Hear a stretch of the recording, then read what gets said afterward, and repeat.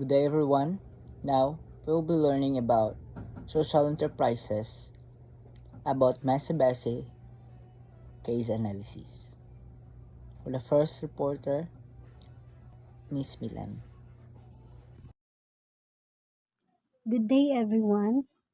Today, I'll be presenting a case analysis about Messy Bessie. Messy Bessie is a social enterprise here in the Philippines. It makes eco-friendly cleaning and personal care products like dish soaps and sprays that are safe for people and the environment.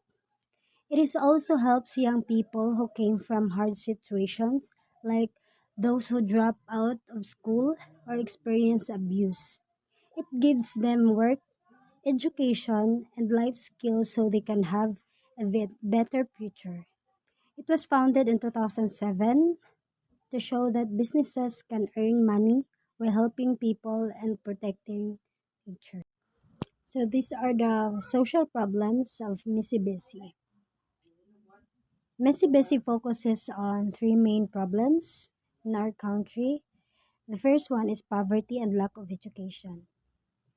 Many young Filipinos can continue school because of financial problems, so they miss out on opportunities for a better life.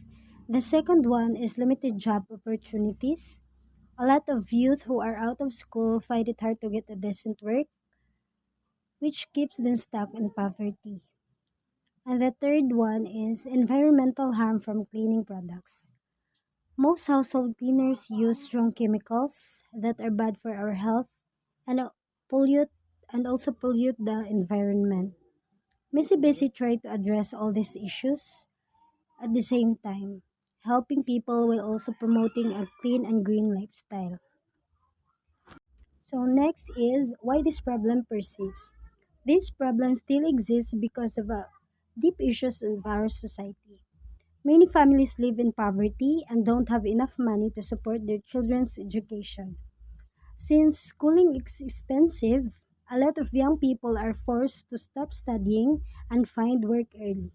Also, eco-friendly products are usually more expensive, so people choose cheaper chemical-based ones instead. Meanwhile, big companies continue to produce these harmful products because they earn a lot of profit from them. That's why it's hard to change the system, but social enterprises like Messy Bessie are trying to make a difference. Missy Bezos integrated hybrid model. Number one, business side. They make and sell eco-friendly cleaning products, natural, safe, and non-toxic. Number two, social mission. They use the business to help at-risk youth, young people who may have difficult lives.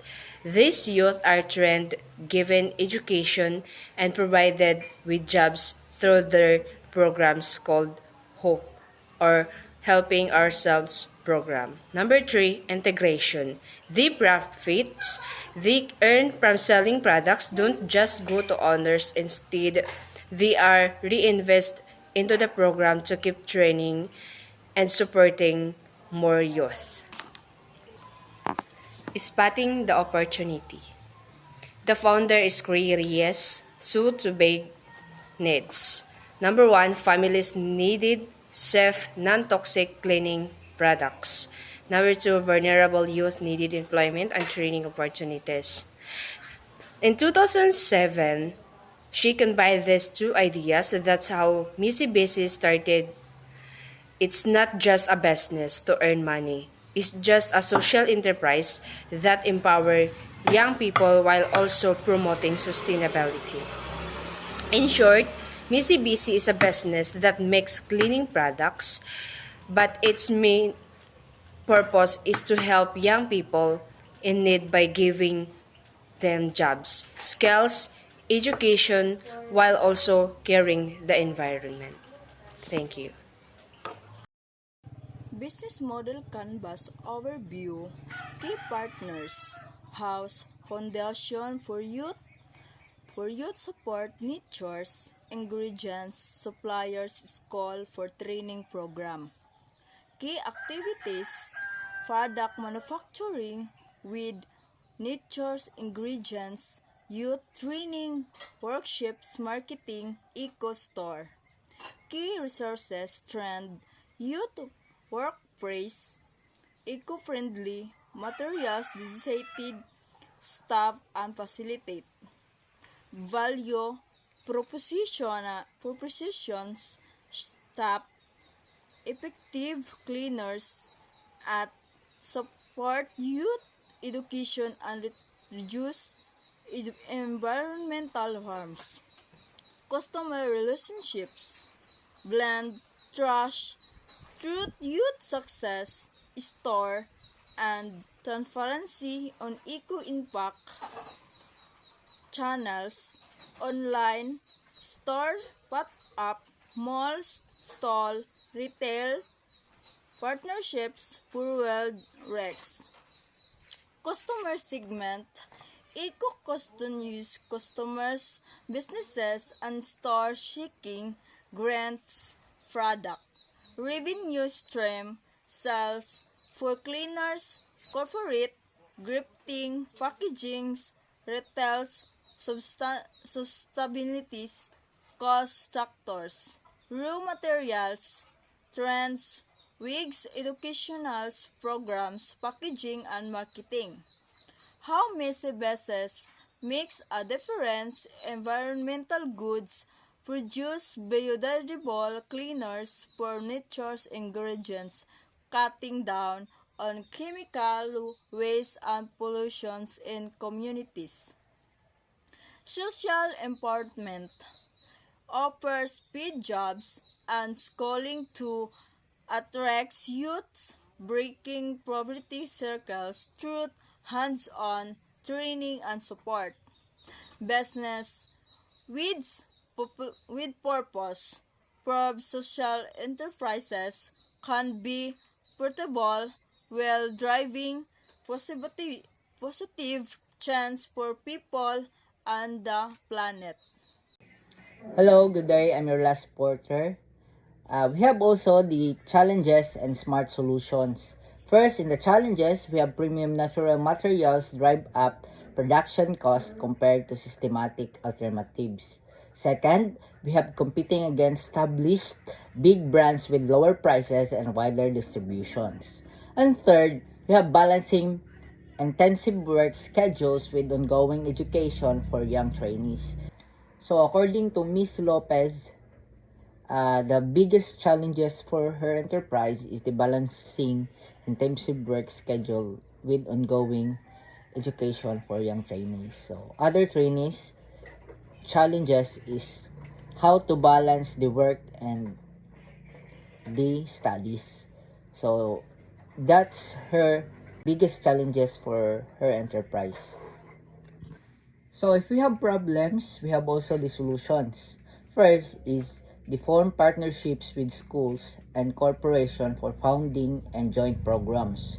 So the best example for this, according to Ms. Lopez in the interview, is the Manila Business College, wherein the learners and educators for Mezebesi is discounted for tuition fees. So that's her partnerships in Manila Business College.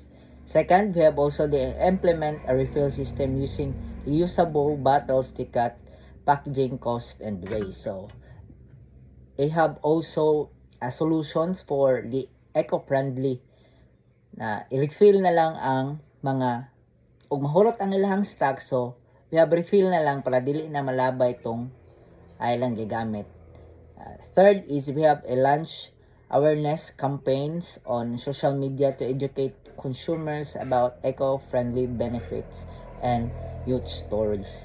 So that's are the challenges and solutions of Mezebesi Enterprises. Next is we have proven impact and exciting future.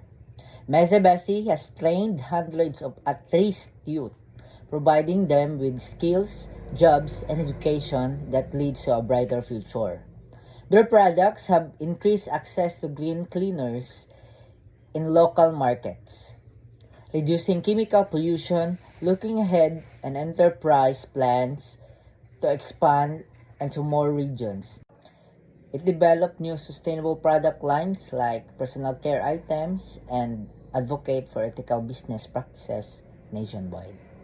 As you could see in the PowerPoint, 500 plus youth empowered, train, and employ through HOP program, and we have 50% market growth, increase in eco product availability in the stores, and we have also a 30% pollution reduction for less chemical waste from natural alternative.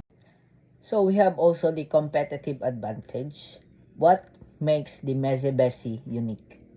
First is the social impact. Helps at least youth through the Helping Ourselves program or HOP, offering education, training, and life skills. Second is we have also the eco-friendly products. Uses safe, biodegradable, and non-toxic ingredients that protect both people and the planet. Third, we have also the affordable and effective. Combines quality cleaning power with reasonable prices. Fourth, we have also the Pioneer brands, among the first green cleaning products makers in the Philippines. And fifth, we have also the sustainable model. Business profit support its socials and educational programs. And last, we have a strong local identity. Promotes local sourcing, community empowerment, and the Filipino-made quality. Last slide, we have also the key takeaways and references. Meze Besi shows us how special enterprises can tackle poverty, education gaps, and environmental issues through innovative business models. It inspires to think about purpose-driven companies in our own communities. So according to Cri Reyes Lopez, the CEO of Meze Besi, social entrepreneurship is about creating business that solve real-world problems while generating sustainable impact. Thank you. We have also the references na makita nyo darat na lang. Thank you and God bless.